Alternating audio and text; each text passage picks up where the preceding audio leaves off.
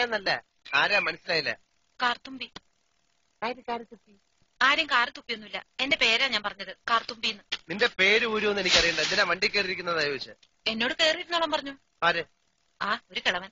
അങ്ങനെ ഒരു കിളവൻ പറഞ്ഞാൽ കയറിയിരിക്കാനുള്ള വണ്ടി ഒന്നുമില്ല. ഇങ്ങോട്ട് ഇറങ്ങ വേണ്ടേ? പിന്നെന്തിനാ കാശ് എണ്ണി വാങ്ങിച്ചത്? ആര്? ഒരമ്മാവൻ. ഏതമ്മാവൻ? എനിക്കൊന്നും അറിഞ്ഞൂടാ. പോയി ചോദിക്കും, അയാളെ ഷാപ്പിലുണ്ട്.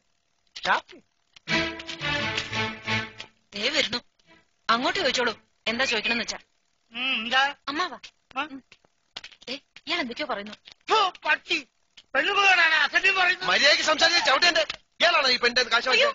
അമ്മാവൻ കാശൊന്നും വാങ്ങിയില്ല. കാശ് പറഞ്ഞു അമ്മാവൻ കാശ് വാങ്ങിയത്. പിന്നെ ഇയാളാണ്. ഇത് എന്റെ അമ്മാവനാ. പിന്നെ അമ്മാവൻ കാശ് വാങ്ങിച്ചില്ലെന്ന് പറഞ്ഞു. അമ്മാവൻ കാശ് വാങ്ങിന്ന് പറഞ്ഞത് ശരിയാ, പക്ഷേ ഞാൻ എപ്പോഴാണ് ഇതിന്റെ കാശ് വാങ്ങിച്ചത്?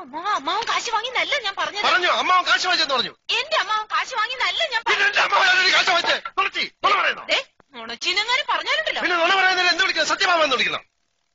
ഞാൻ പറഞ്ഞത് നേര് തന്നെയാ. ഇത് എന്റെ അമ്മാവനാ. പണം വാങ്ങിയത് വേറൊരു അമ്മാവനാ. അയാൾ അയാളുടെ വണ്ടിയാന്ന് പറഞ്ഞിട്ടാ ഞാൻ കേറിയിരുന്നത്. അതൊക്കെ പോട്ടെ, ഇതൊക്കെ ചോദിക്കാൻ താനാരാ?